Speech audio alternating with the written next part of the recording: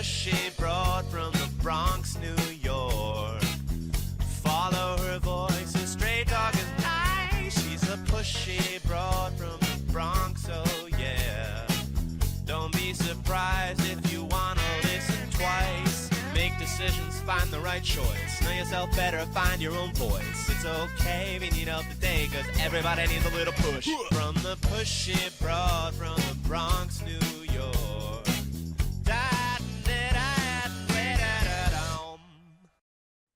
Welcome, Transformation Network listeners. My name is Ellen Stewart, and I am the pushy broad from the Bronx.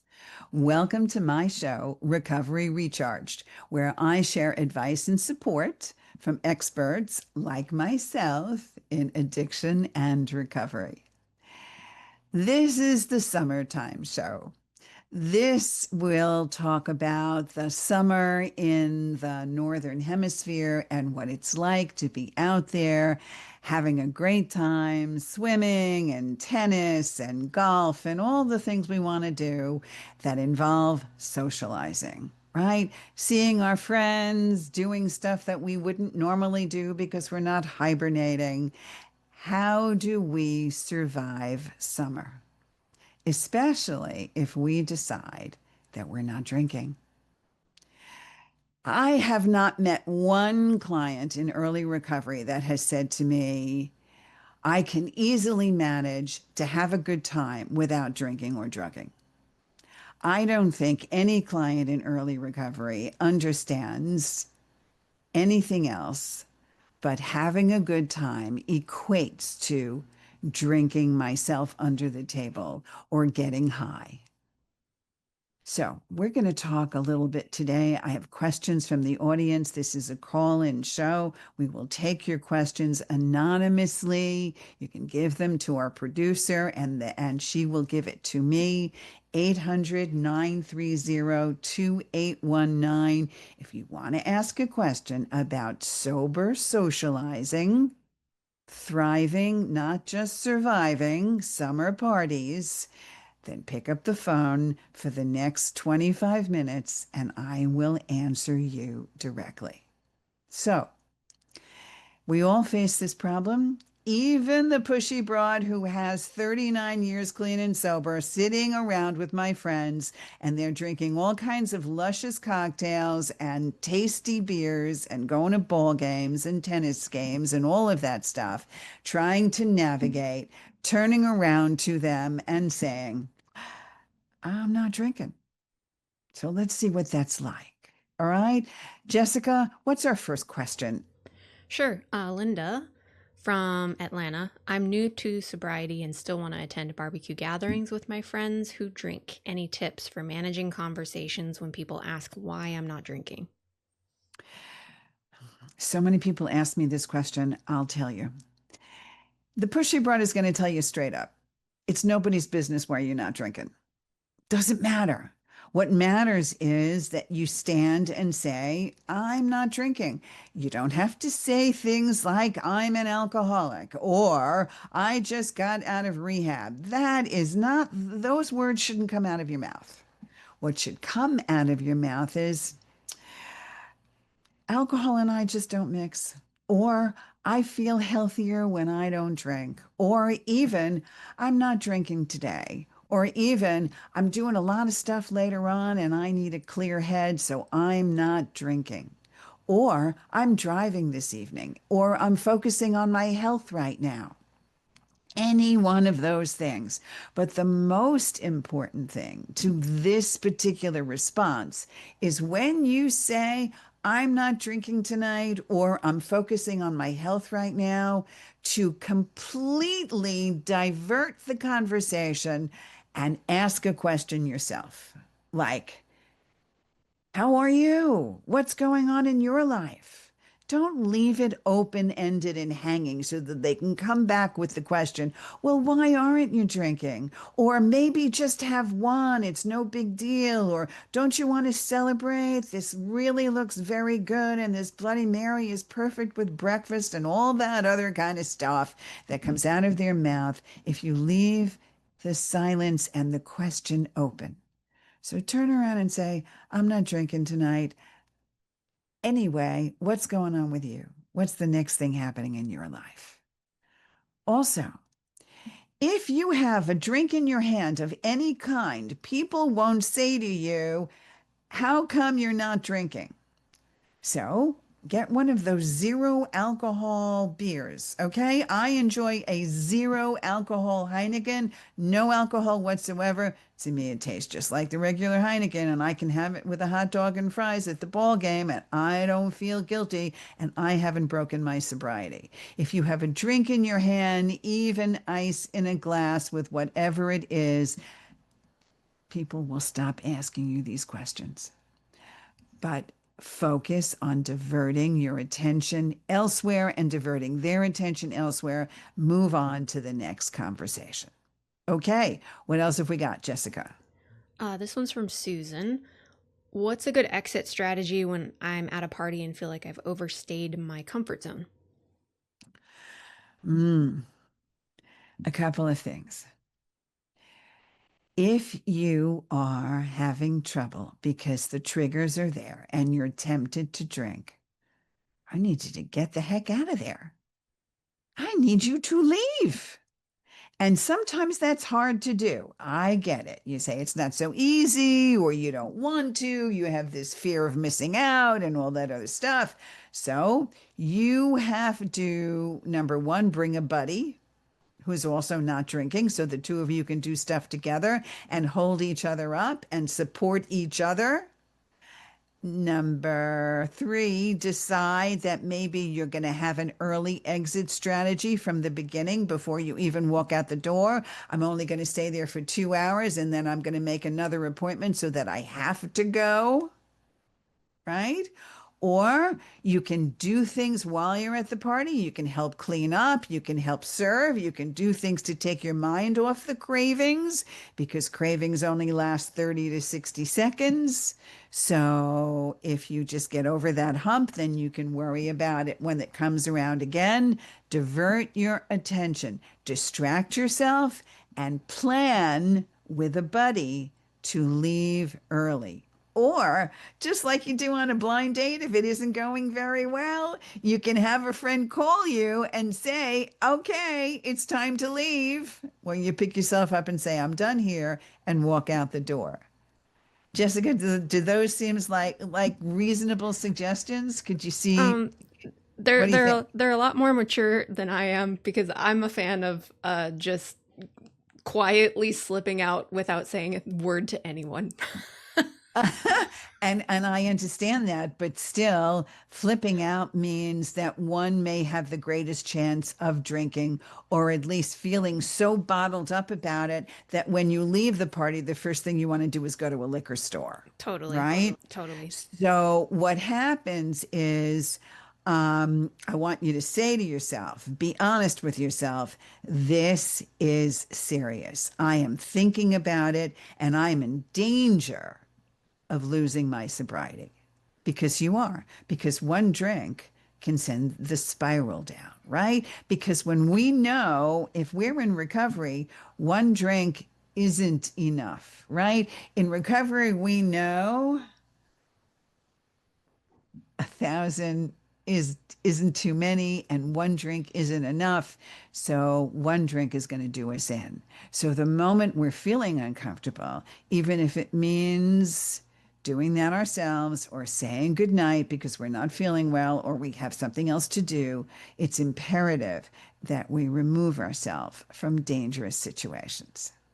Okay, next question. This one's from Danielle. How do you handle the unsolicited advice that comes from others when they learn about your sobriety journey? What do you think, Jessica? What would you say? What would you say? I mean, I feel like it's that with anything. Everybody's got an opinion and everybody's all of a sudden an expert. And I think, I mean, I'm curious to know what you have to say about this, but I mean, I would say, like, you gotta just figure out a way to politely tune them out, I guess. I don't know. Yes, well, you have to tune them out, right? The best phrase that I have ever learned in recovery, the very, very best phrase in recovery and in life, whether it's life coaching or recovery, is this. You ready for it? What other people think of me is none of my business. Okay? guys out there driving to work today, this is your mantra. What other people think of you is none of your business. It doesn't matter what they talk about you at work. It doesn't matter what the boss says. It doesn't matter what anybody says. It cannot disrupt your self-confidence, your self-worth, and your thoughts about yourself. What other people think of you is none of your business. So if they want to give you suggestions, of course, it doesn't mean you have to take it. If they're curious about your sobriety, I want you to understand that part of them are curious because there's something in them that needs to ask the question. Maybe they're thinking about their own reasons to be sober.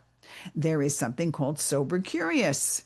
This is a catchphrase. It's a whole thing that's happening now. Young people are thinking they place certain months of the year, like January is sober curious month, where they're going to abstain from alcohol and see whether or not they feel better, or abstain from mood altering drugs so that people feel better. So, if they're curious about sobriety, like what is this like? How do you feel?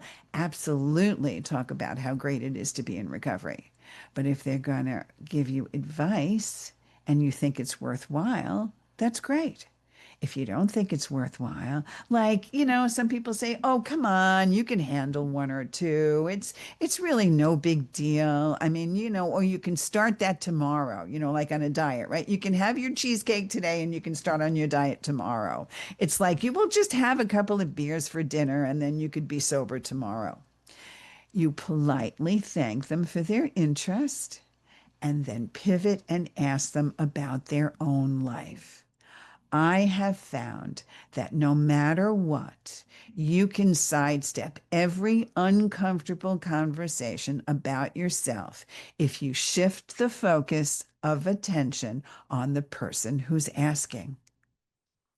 Because people love to talk about themselves.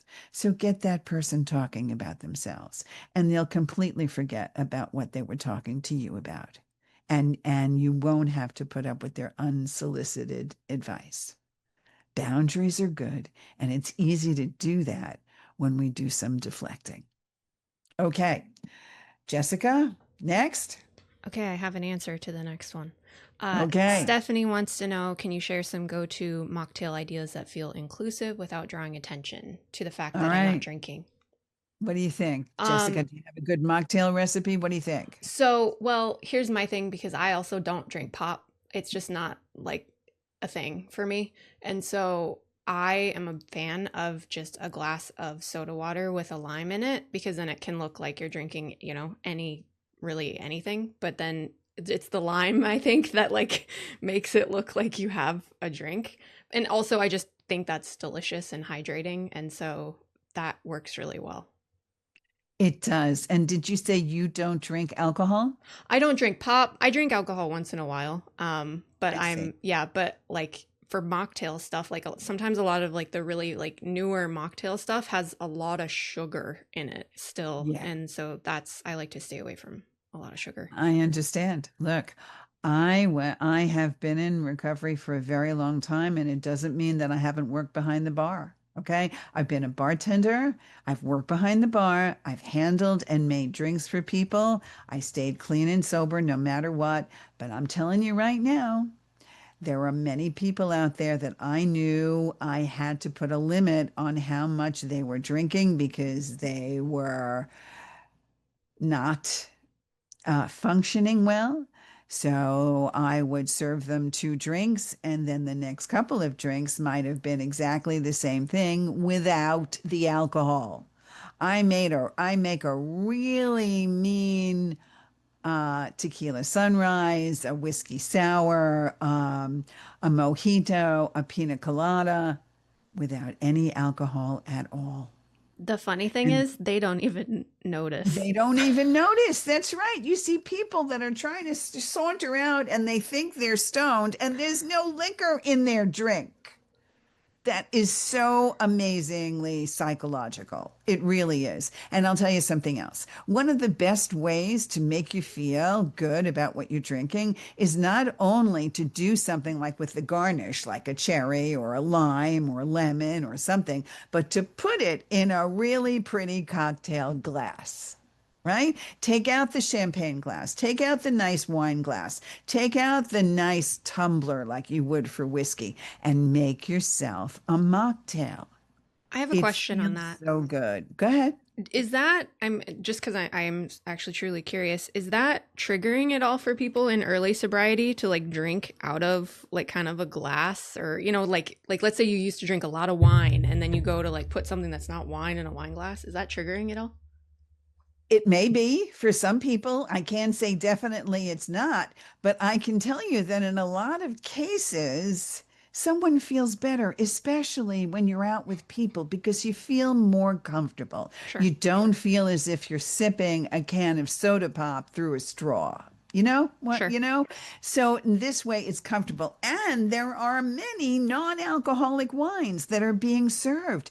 Even in the most exclusive restaurants in New York City, where the Pushy Broad is, I'm sure the same is true in Seattle as well. You can go now into a nice restaurant and see a whole list of mocktails because more and more people are requesting it. And they do come in really pretty glasses. So that at least if you're socializing with other people, nobody can tell whether or not you have alcohol in that drink. And that's what it is. People become more comfortable because nobody wants to be the center of attention, that everybody's looking at the person that has a problem with alcohol. That's what people are afraid of. I don't want you to focus on me and my problem, right? That's what happens. That's where people feel ostracized. But if you're really proud of recovery and you're really proud of who you are without a mood altering substance, I would take that drink no matter how it came to you in a mocktail and just drink it loud and proud while you count the other alcoholics, active alcoholics in the room. Okay, have a good time with that. Yeah. Next, right? You can tell. Can't you tell when you look It's around the room who can't handle their liquor and has a problem with liquor? it's an amazing, so I mean, I'll just share this because I'm in my younger years, I was quite the partier and I was right in it with everybody, right in that like just mess, I would call it. And then I made the decision quite a bit before a lot of my friend group to like cut, like dial it back a little. And I was one of those people that got pressured and asked and questions, and a lot of those people aren't my friends anymore because I mean, and that's really sad, and you have to go through kind of a grief period for it. But now that I'm through like a lot of years through that, I'm so grateful. I'm grateful that I made that decision. I'm grateful I'm not in that life anymore. And even as sad as it was to lose those friends, I've found other friends. And I think that's kind of maybe one of the hardest things is, so I also think that like if you're, and then now like when I attend things, and back to your point, watching other people, it is kind of an interesting, I try not to be in judgment about it, but it is an interesting spectacle, let's say, now to watch and kind of just be, I'm really grateful and really proud of myself that I'm not part of the spectacle anymore. And that's a really good word, Jessica. Spectacle it is. It is. It's like one of those silent movies on fast forward.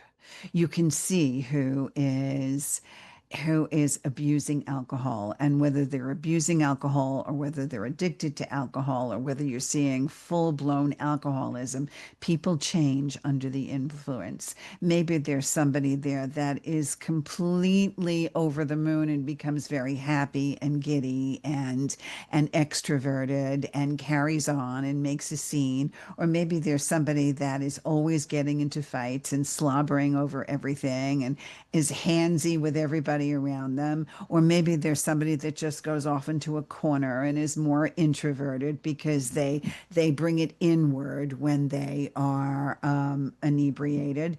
These are the things that you look for. And yes, as we go into recovery, we seem to lose friends and sometimes family members. But when that happens, hopefully they will learn by example and maybe try to become more like you. Or again, ask those questions about how did you do it and how do you feel about it and is it helping your life? But like you said, we make new friends because we realize we don't have a lot in common with those people anymore.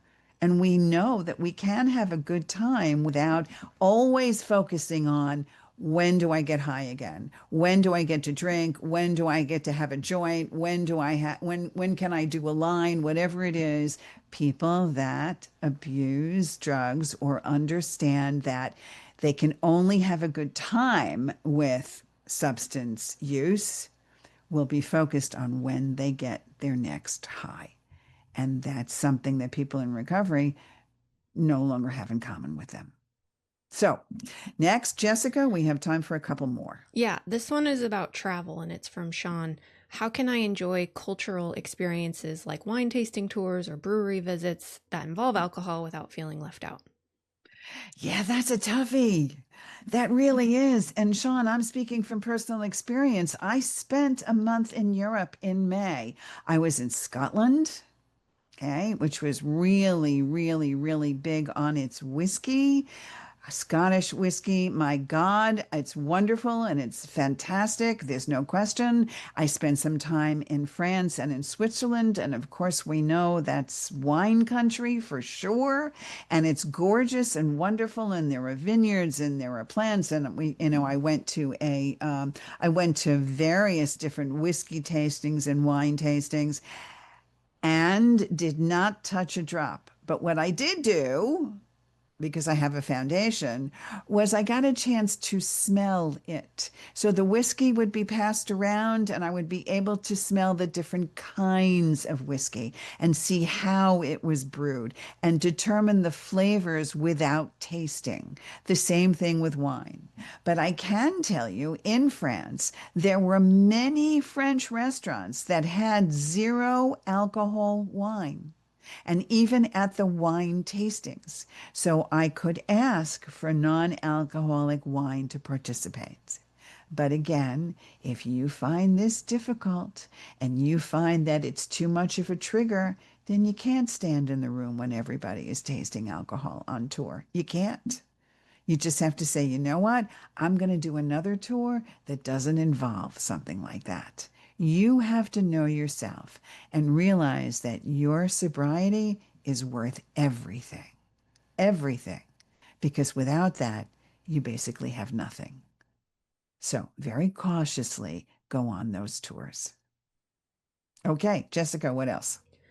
This one's from John. I want to celebrate milestones in my sobriety while traveling. Are there creative or meaningful ways to honor these moments when I'm away from home? Everybody in recovery considers their clean date an anniversary and or a birthday because they feel that they've been reborn. So absolutely celebrate. Plan a special activity or an excursion that doesn't center around alcohol, right? Something else wonderful. Or buy yourself something that you wouldn't normally buy yourself, right? Just be extravagant in that way. Or continuously while I'm away, I journal my experiences on a daily basis so that I know what I've done and how grateful I am to be able to really experience it clean and sober. So all of those things can be done. Jessica, we have time for one more. This one's from Lily. I tend to feel nostalgic and sentimental on vacations, which sometimes triggers cravings. How do you reframe those emotions? Yeah. You have to turn around and say to yourself, sometimes we mourn our drinking days, but you have to recognize the triggers and acknowledge your feelings without judgment. I want you, as you go forward this summer, to shift your focus to creating new and positive memories. Share your feelings with a friend, share your feelings in a journal. Make sure that you're doing things that really celebrate the fact that you have made these accomplishments. Look around at the world and begin to see it with different eyes, with clarity and focus and pure joy that comes from being in recovery and understanding that you can have a great time when you see the world without rose colored glasses, when you see the world without mood altering substances, when you see the world without such a tremendous feeling of I can't have a good time without picking up a drink or a drug. So take some time this summer, enjoy everything cleanly with sober eyes in recovery. Trust me, you'll have a better time. Thanks so much for listening today. I hope I've helped. This is the Pushy Broad saying, see you next time. This is Ellen Stewart, the Pushy Broad from the Bronx, saying thanks for listening, and remember, everybody needs a little push. From the pushy broad from the Bronx, New York.